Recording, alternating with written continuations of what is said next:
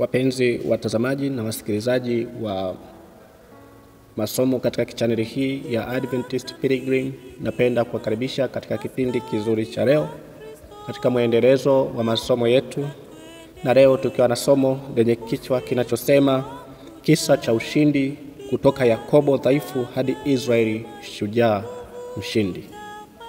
Kabla hatujaendelea, tupate kuomba. Tunakushukuru Baba Mungu wa mbingu na nchi kwa kutupatia fursa njema na nafasi ya kujifunza katika siku hii nzuri ya leo. Mbariki msikilizaji wa kipindi hiki apate kupata kitu ambacho Bwana kitamsaidia kwa ajili ya safari ya kiroho na mabadiliko chanya ya maisha haya katika kukuelekea wewe Mungu mtakatifu. Kwa jina la Yesu Kristo Bwana na Mwokozi tunaomba, amina. Katika neno la Mungu kitabu cha Mwanzo sura ya 25 kuna kisa cha mzee mmoja jina lake Isaka, mwana wa Ibrahimu.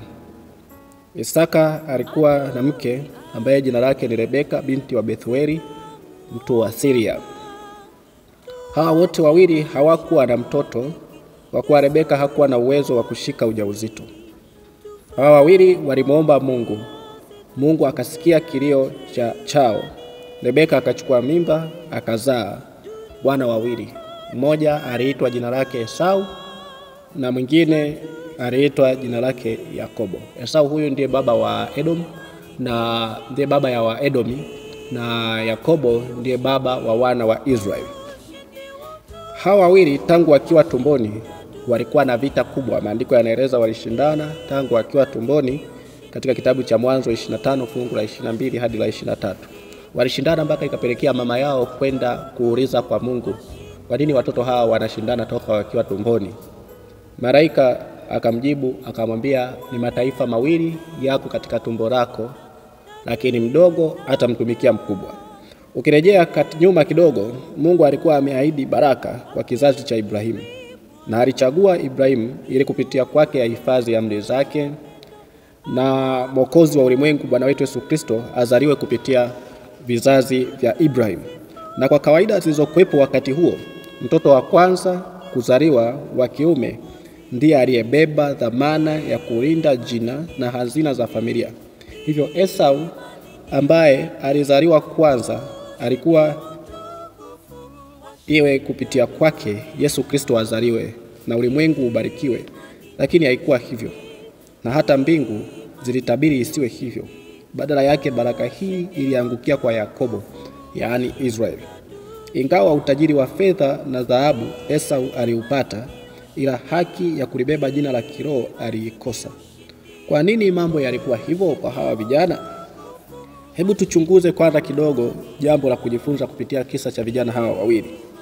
Katika kitabu cha Warumi 9 fungu la 10 hadi la 13, Mtume Paulo anaandika, wala si hivyo tu, lakini Rebeka naye akiisha kuchukua mimba kwa mume mmoja, naye ni Isaka baba yetu.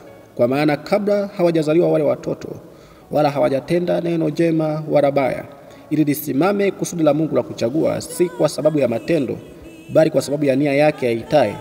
Aliambiwa hivi, mkubwa atamtumikia mdogo, kama ilivyoandikwa, nimempenda Yakobo bali Esau nimemchukia. Kabla hatujaangalia kisa cha Yakobo na sababu za ushindi wake, hebu tuangalie kwa ufupi sababu za kuchukiwa au kukataliwa kwa Esau. Esau alikuwa akipenda kujitumainia nafsi, na kwake alijali matokeo ya wakati ule tu. Hakuangalia maisha yake yatakuwa na athari gani kwa vizazi vijavyo. Yaani kila alichokifanya Esau katika maisha yake alikuwa akitazama matokeo yake yanayohusu maisha yake wakati akiwa na uhai. Hakuangalia yale anayoyatenda sasa yatakuwa na matokeo gani kwa watoto wake na watoto wa watoto wake. Yatakuwa na matokeo chanya au matokeo hasi. Yatasababisha maadili bora au mmonyoko wa maadili kwa vizazi vijavyo. Hiyo hakujali. Alijali kujitumia utajiri na fahari katika maisha yale aliyokuwa nayo wakati huo. Alipendwa sana na baba yake Isaka. Isaka alimpenda sana kwa sababu Isaka, kwa kutambua kuwa yeye aliahidiwa na Mungu kwamba kupitia kwa vizazi vyake dunia itabarikiwa, na Esau ndio mtoto wake wa kwanza ambaye baraka hii inapaswa kupitia kwake. Isaka alimpenda sana mtoto wake Esau. Esau alichagua kuwa mwindaji akizurura milimani na majangwani kutafuta mawindo.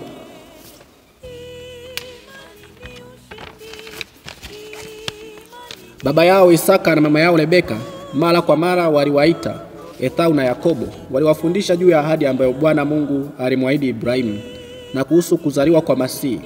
Na daima waliwakumbusha juu ya haki ya mzaliwa wa kwanza, kwamba si kitu cha kupuuzwa, maana haikuhusisha urithi wa mali za dunia hii tu, bali ukuu wa kiroho, na ya kwamba yeye atakayepata haki hiyo alipaswa kuwa kuhani wa familia, na kupitia kwake hatimaye mkombozi wa ulimwengu angezaliwa. Katika hili kulikuwa na sharti la lazima, kwamba mrithi huyu ni lazima akubali kuyaweka maisha yake wakfu kwa Mungu na kwa huduma takatifu. Kama ilivyokuwa Ibrahimu alipaswa kuwa mtiifu kwa matakwa ya Mungu katika swala la ndoa, mahusiano ya familia, maisha ya kijamii, katika yote alipaswa kuuliza ni nini mapenzi ya Mungu. Tukirejea nyuma, Mungu alimchagua Ibrahimu, na alimchagua ili kuhifadhi neno lake, kuhifadhi sheria yake, ili ulimwengu upate kubarikiwa kupitia familia na ukoo wa Ibrahimu, ili ulimwengu upate kumjua Mungu. Na lilikuwa ni sharti kwa wote waliochaguliwa na Mungu kuyaishi maisha ya utawa, maisha ya utakatifu. Hivyo Isaka pamoja na Rebeka waliwaambia watoto wao kwamba ahadi ya mzaliwa wa kwanza, ahadi ya baraka ingepita kwa mzaliwa wa kwanza, na huyu mzaliwa alipaswa kuyaishi maisha ya kiroho. Hakupaswa kutenda apendavyo, alipaswa kutenda mapenzi ya Mungu. Isaka aliwaambia wazi wanawe kwamba wanawe Esau na Yakobo, kwamba kutokana na kwamba Esau ndiye mzaliwa wa kwanza, hivyo alikuwa ndiye mrithi halali wa haya yote.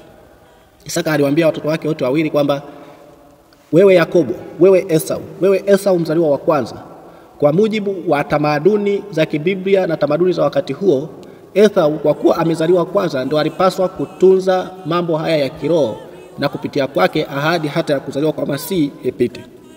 Lakini Esau hakupenda mambo ya dini tangu utoto wake. Masharti hayo na sheria hiyo kwake aliona kuwa mzigo na mnyororo wa utumwa.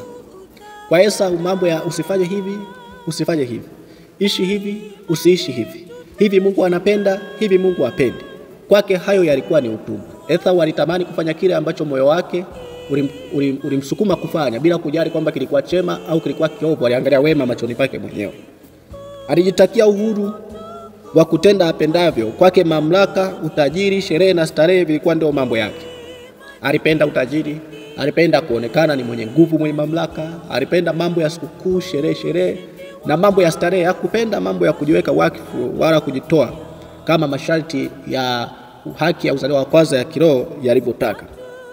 Esau kwa kudhihirisha kuwa hakukubaliana masharti hayo, akaanza kwanza akionyesha kuwa hakuthamini mambo ya uzaliwa wa kwanza. Siku moja akiwa amechoka kutoka mawindoni, alimuomba nduguye chakula.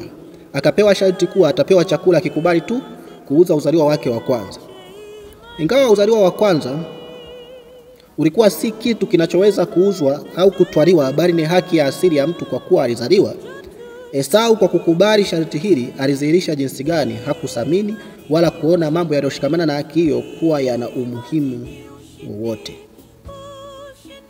Amefika nyumbani kwa ndugu yake, njaa inauma, na tutazungumzia baadaye kwa nini Yakobo aliamua kumpa chakula Esau kwa kuuza, eti kwamba amuuzie uzaliwa wa kwanza. Lakini Esau kwa upande wake njaa inamuuma.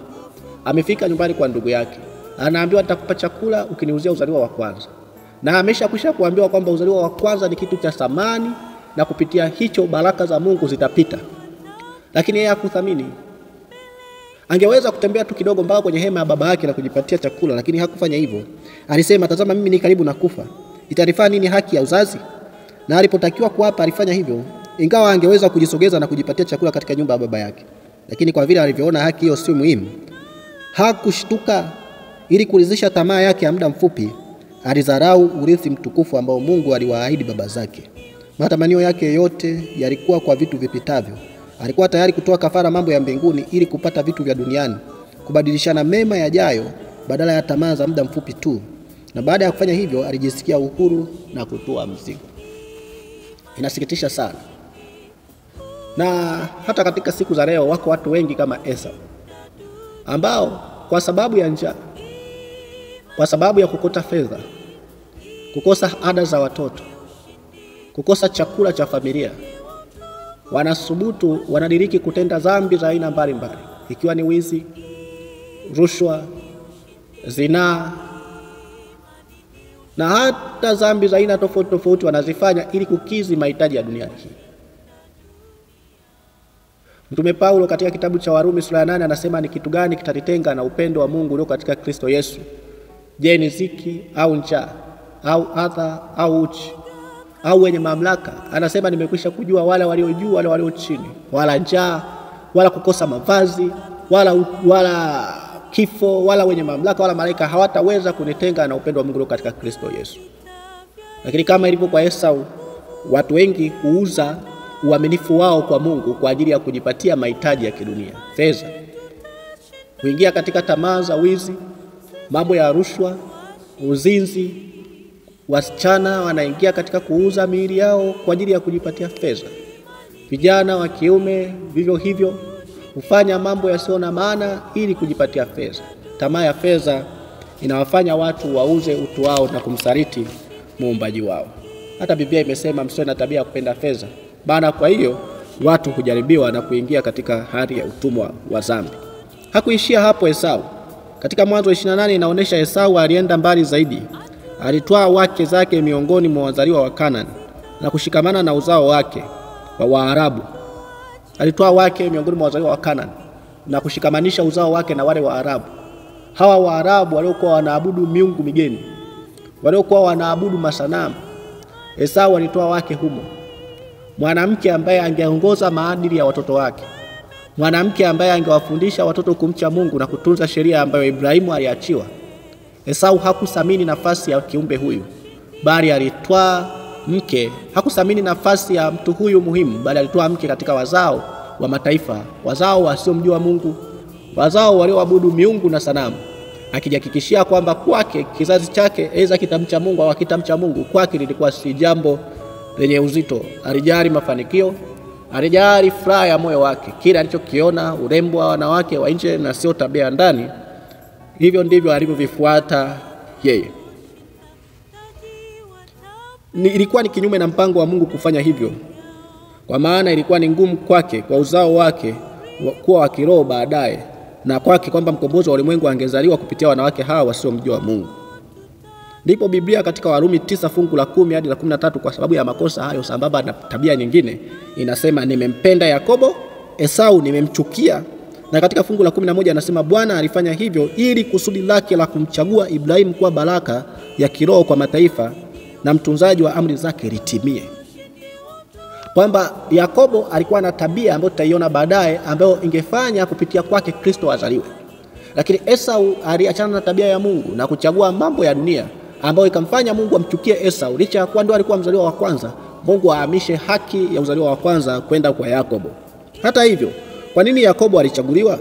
Maana kutokana na yeye tunapata mambo yafuatayo. Kwanza, hakumhurumia ndugu yake. Yakobo hakumhurumia ndugu yake alipokuwa na njaa, bali alitumia fursa hiyo kumuibia uzaliwa wake wa kwanza. Pili, tunajifunza Yakobo alimdanganya baba yake na kutoa mbaraka wa nduguye. Je, hizo hazikutosha kumnyima sifa Yakobo? Kwa mtizamo wa juu tunaweza sema labda Mungu ana upendeleo au Esau alionewa. Lakini je, Yakobo alikuwa ni mtu wa aina gani haswa? Karibu tutazame kisa hiki, ndugu mtazamaji na msikilizaji, cha mtu huyu wa ajabu aliyeitwa Yakobo au Israeli. Wakati baba yao Isaka akieleza kwa kina juu ya ahadi za Mungu kwa Ibrahimu na kwake, na habari ya haki ya mzaliwa wa kwanza, na habari ya Masihi Yesu Kristo kuzaliwa kupitia uzao wa huyu Esau, kupitia uzao wake huyu Esau, alipokuwa hajali hayo kwa kuwa yalimnyima fursa ya starehe wakati wake wa maisha hayo, Yakobo alitazama kwa shauku kubwa mambo hayo. Yakobo aliyatamani kwamba Kristo azaliwe. Alisikia atazaliwa kupitia kwa Esau, kwa nini asizaliwe kupitia kwangu? Alitamani jambo hilo. Alipoambiwa huyu mtu anapaswa kuwa kuhani, awe anatoa sadaka kwa ajili ya familia, awe anawafundisha watu maadili ya Mungu, Yakobo alipenda. Esau hakupenda jambo hilo. Aliona ni mambo yanayompa mnyororo katika maisha yake ya kawaida. Kwa uangalifu mkubwa, bidii, umakini, daima Yakobo alikuwa akifikiri zaidi kuhusu kesho yake kuliko leo.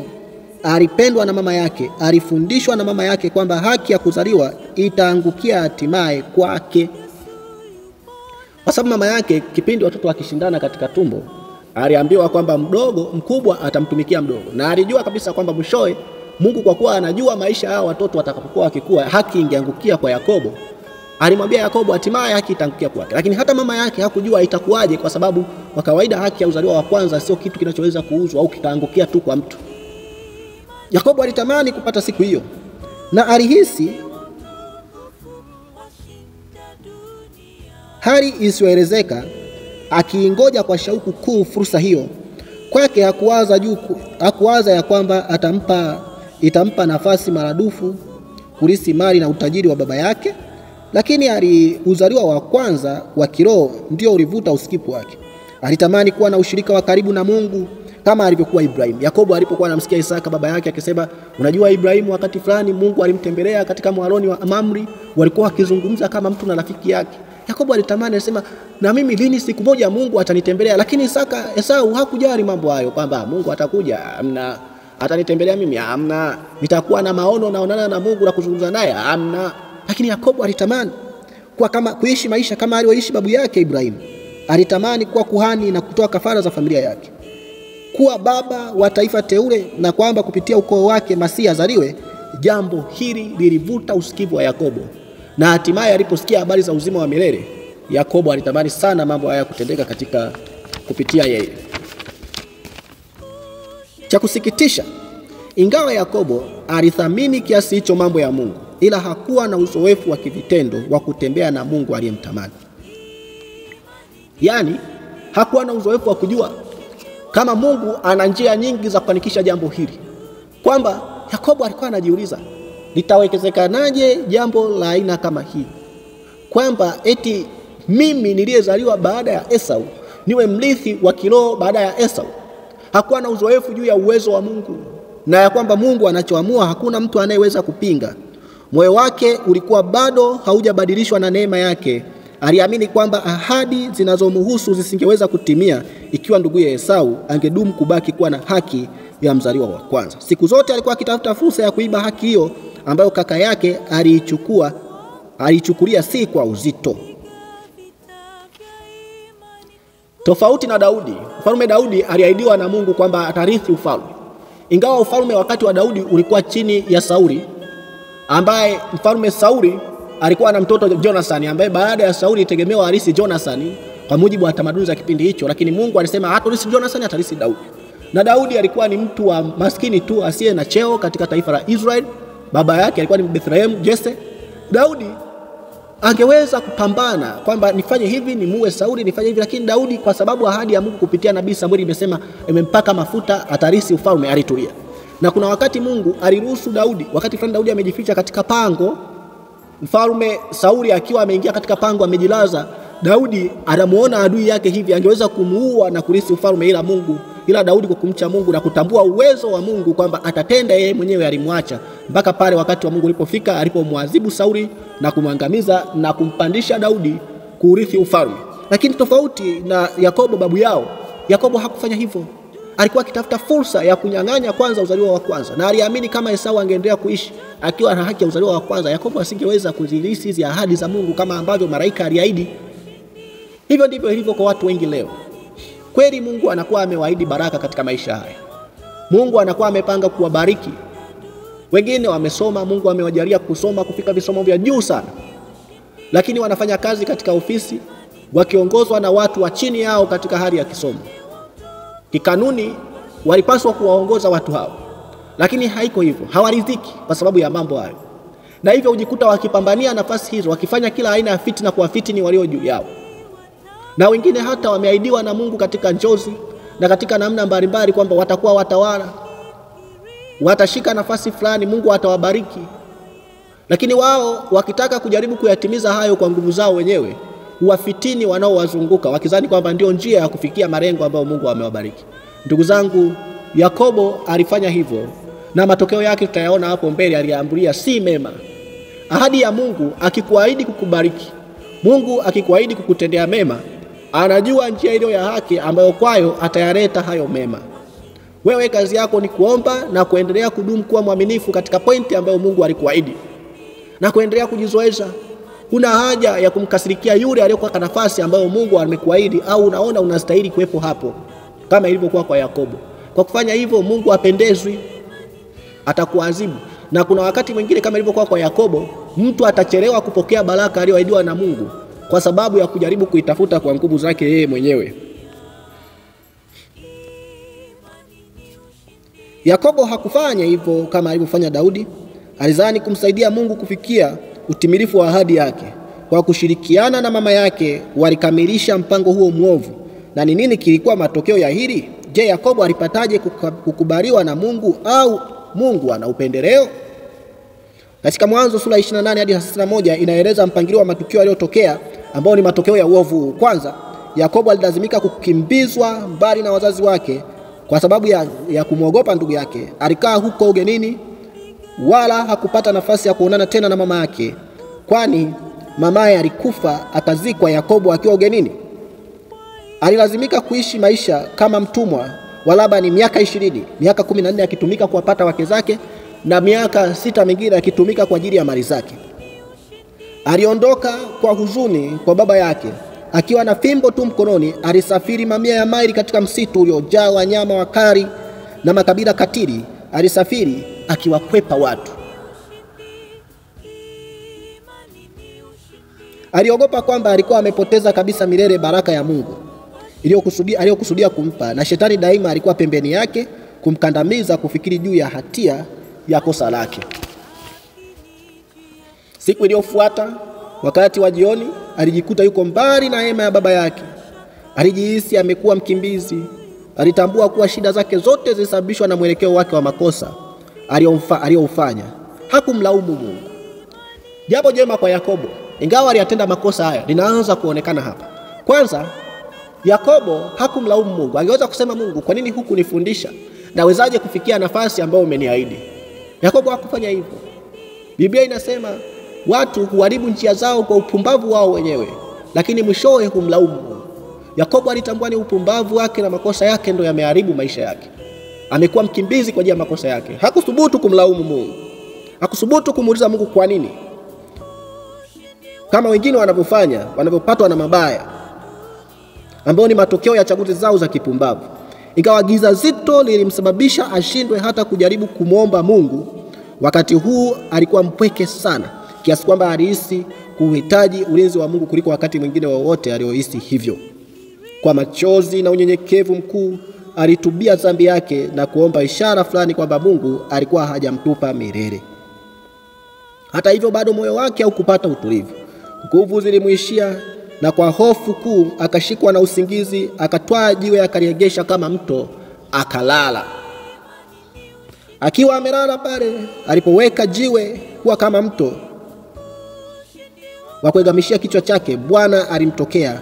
Yakobo aliona katika ndoto ngazi inayong'aa sana ambayo kitako chake kimesimikwa duniani na ncha ya juu zimegusa mbinguni, na juu ya ngazi hii malaika walikuwa wakishuka na kupanda, na juu yake alikuwepo Bwana wa utukufu, na kutoka mbinguni sauti yake ilisikika, mimi ni Bwana Mungu wa Ibrahimu baba yako na Mungu wa Isaka. Nchi hii uliolala nitakupa, na kupitia kwako na uzao wako dunia itabarikiwa. Maneno haya yalimzidishia Yakobo kwamba mpango wa Mungu bado ulikuwa pamoja naye. Tunajifunza kitu hapa. Mungu ni wa ajabu sana. Biblia inasema moyo huwa ni mdanganyifu kuliko vitu vyote, nao una ugonjwa wa kufisha. Naye ni nani awezaye kujua? Tena anaendelea kusema, mimi Bwana na uchunguza moyo na vijaribu viuno, ninampa kila mtu kulingana na njia zake. Mungu anajaribu viuno, anajaribu mawazo na makusudi ya moyo. Anajaribu msukumo wa ndani uliopelekea mtu kufanya jambo fulani. Na hivyo Mungu mhukumu wa haki, licha ya kuwa Yakobo ameyatenda hayo yote, lakini bado Mungu aliona. Ingawa Mungu kwa namna yoyote kama ilivyo tabia yake hakumhesabu kuwa Yakobo hana hatia, lakini bado Mungu aliona jinsi Yakobo anavyomhitaji. Yakobo alipotubu na kuungama mbele za Mungu, ingawa Yakobo bado alikuwa hajajifunza kwa makini jinsi Mungu alivyo, bado Mungu alimwahidi tena kwamba Mungu yuko pamoja naye na ahadi zake ziko pamoja naye. Wako watu wengi leo, ndugu yangu, yawezekana ni wewe, kwa sababu ya kusalitiwa na dhambi, kwa sababu dhambi imekutupa, na dhambi kupitia mwovu inakwambia ya kuwa wewe hufai na Mungu amekuacha. Wanasubutu kuacha kuyatenda matendo mema wakidhani eti ya kwamba Mungu amewaacha. Mungu hamtupi mtu.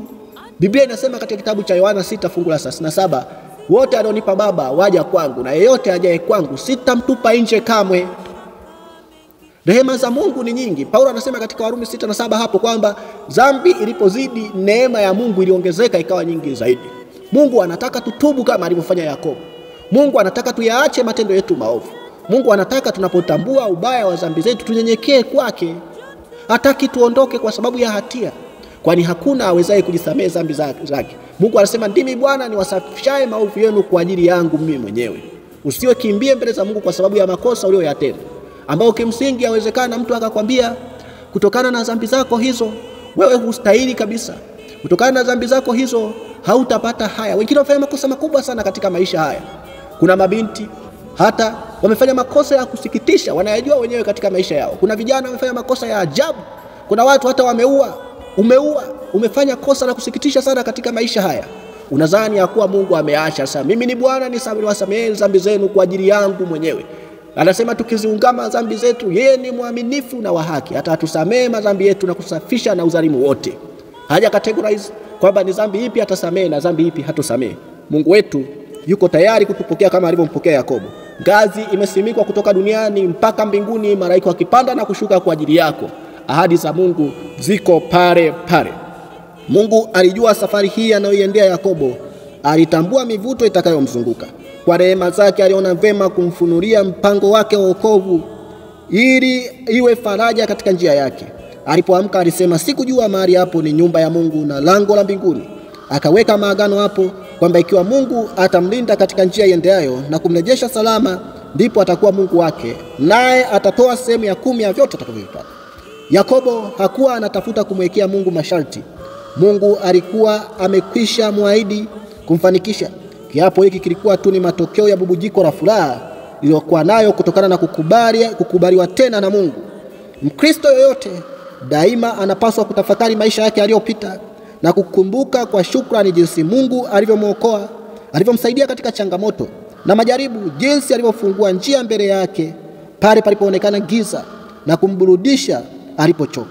Wanapaswa kutambua yote haya ni udhihirisho wa ulinzi wa Mungu, na kwa kufikiri baraka hizi Mkristo atauliza, nimlipe nini Mungu kwa ukarimu wote alionitetea? Wakati fulani katika maisha yangu binafsi nikiwa nasoma, niliwahi pitia changamoto. Nikapitia changamoto ya kimasomo iliyonipelekea kukaa mwaka mzima nyumbani. Ingawa Mungu alikuwa amenibariki kuwa na akili, lakini changamoto hii ilinifanya kukaa mwaka mzima nyumbani. Nilimuuliza Mungu. Wakati nikiwa chuoni, nilikuwa ni mtu mwenye kuhubiri habari za neno la Mungu, kuwafundisha watu nyumba kwa nyumba habari za ufalme wa Mungu. Katika maisha ya kawaida, nilizani kwa kuwa nilikuwa nafanya hivyo, hata nikikosea Mungu hatoniadhibu. Lakini kuna makosa ya kiufundi niliyafanya katikati ya maisha yangu, yalifanya Mungu kuruhusu mimi kupatwa na mabaya. Nikawa namuuliza Mungu, kwa nini umeruhusu mabaya haya kunikuta katika maisha yangu?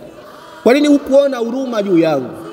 Wako watu wanafanya maovu mengi, mimi nimefanya nini? Wako watu wanazini, wako watu wanaiba, wako watu wanafanya kila aina ya uovu, tena ni watu wanaoitwa kwa jina lako. Lakini mimi kwa kosa hili tu dogo umeniadhibu.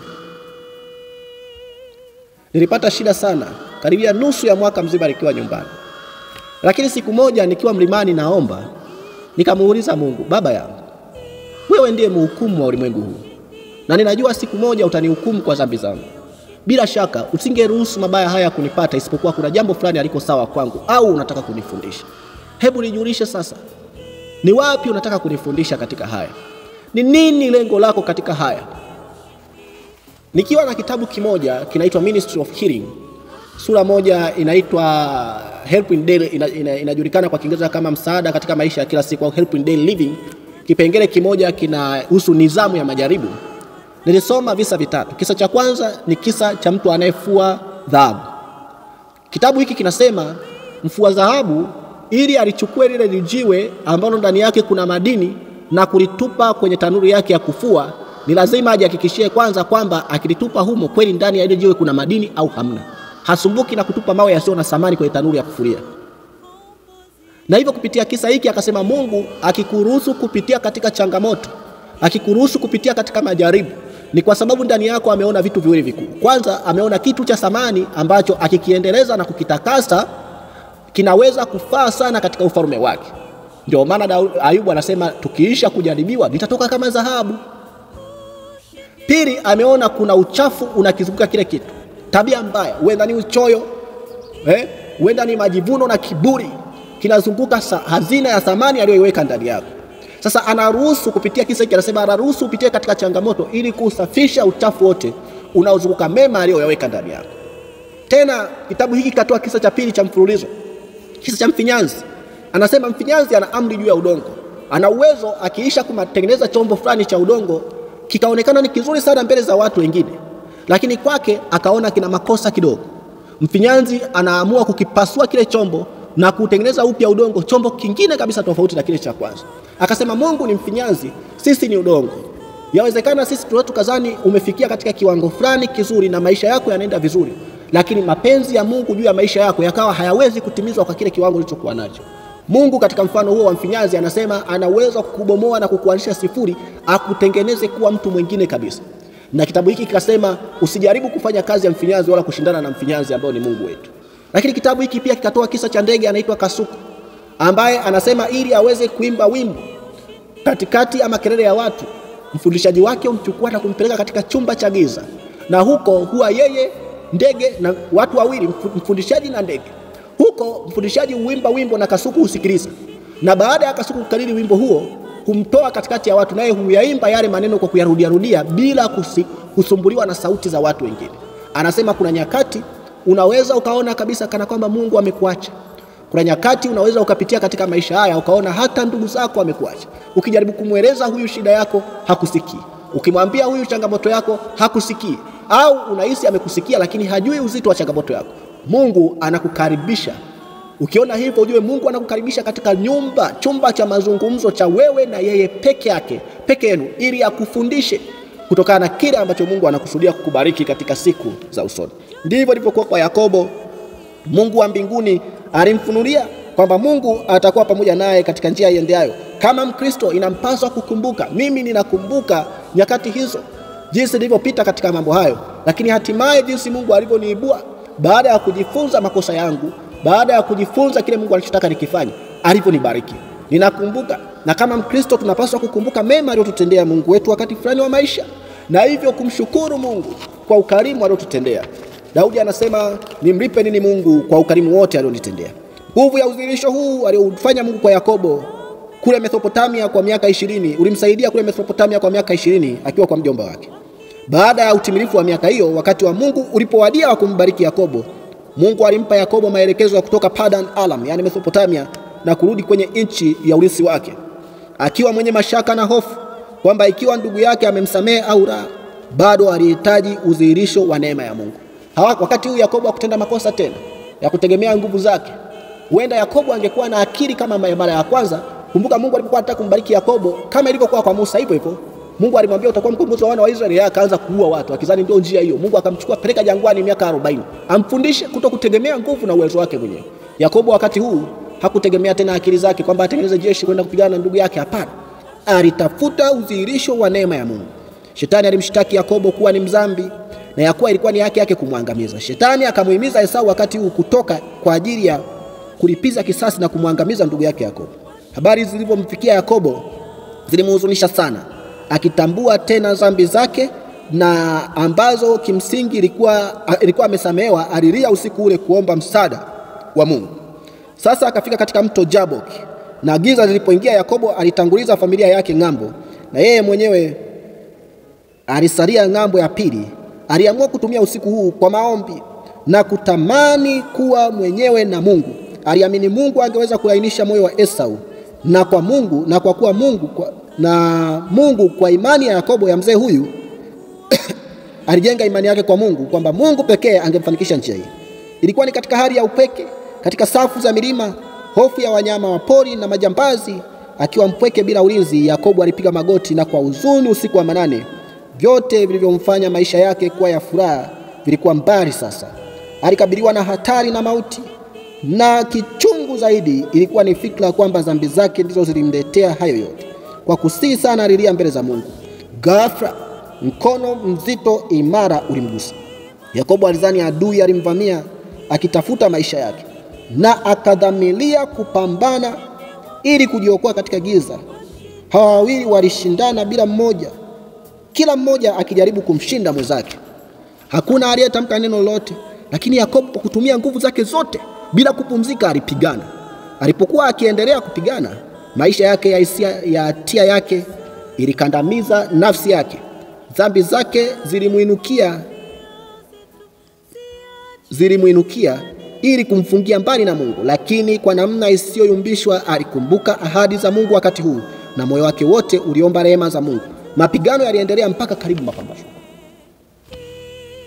Na hapo yule mgeni alipoona hamshindi Yakobo, aliamua kutumia uwezo wake wa kiungu, akamgusa upungu wa paja la Yakobo na kulitegua.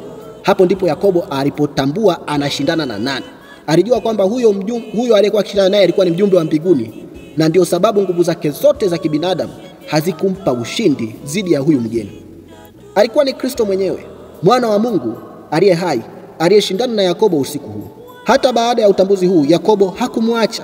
Ingawa awamu hii hakushindana naye ili kumshinda, bali alimshikilia akimhitaji ili ahakikishiwe msamaha na baraka. Wakati huu si kwa mabavu tena, bali kwa kusii sana, akasikia sauti ya mkuu huyu wa jeshi la mbinguni ikimweleza, jina lako hutaitwa tena Yakobo, yaani mwongo, bali Israeli, yaani mshindi, kwa kuwa umeshindana na Mungu na wanadamu, nawe umeshinda. Yakobo alipokea baraka aliyoitamani kwa muda mrefu. Dhambi yake ilisamehewa, mambo yote yakabadilika tangu siku ile.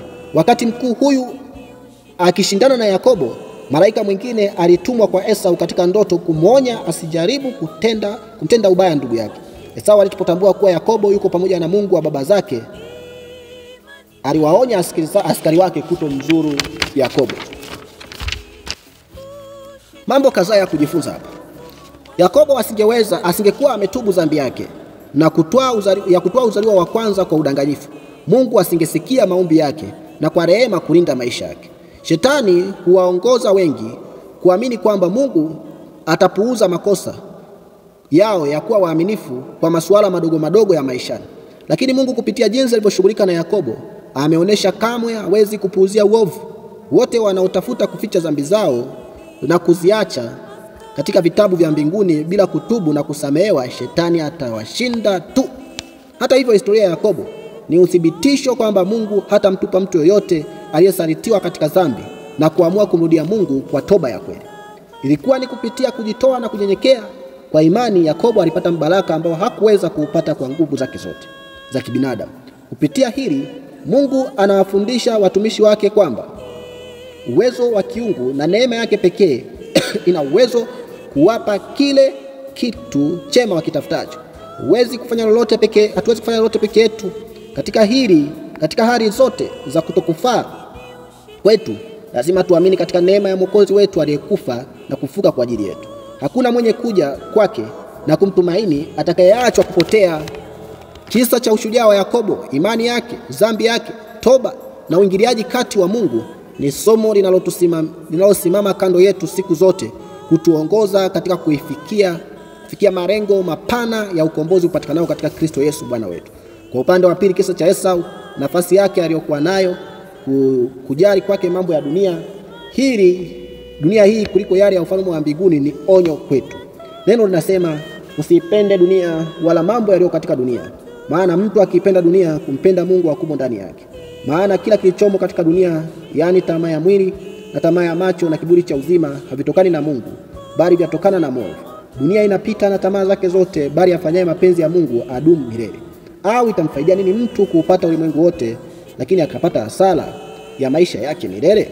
Shujaa katika maono ya mbinguni ni yeye atubuye na kumwamini Mungu kupitia Kristo Yesu Bwana wetu, kwamba aweza kumwokoa kabisa na kumlinda na kumsimamisha katika furaha kuu hatimaye katika uzima wa milele. Mungu akubariki ndugu yangu, unapochagua kumshikilia Mungu, unapochagua kupenda mambo matakatifu, unapochagua kufanya maamuzi ya leo kwa ajili ya matokeo mema, matokeo matakatifu ya kwako na kizazi kijacho. Mungu akusaidie kujali mambo matakatifu. Mungu akusaidie macho yako kufungua kuangalia vizazi vijavyo mbele vitakavyoishi kutokana na maamuzi yako ya leo. Karibu. Mungu akubariki kwa kuwa pamoja nami kwa kusikiliza somo hili. Mungu awe nawe. Usisahau kushare somo hili, usisahau kulike, kusubscribe na kutoa comment yako na swali lolote katika sehemu ya comment. Mungu awe pamoja nawe, ubarikiwe sana. Amin.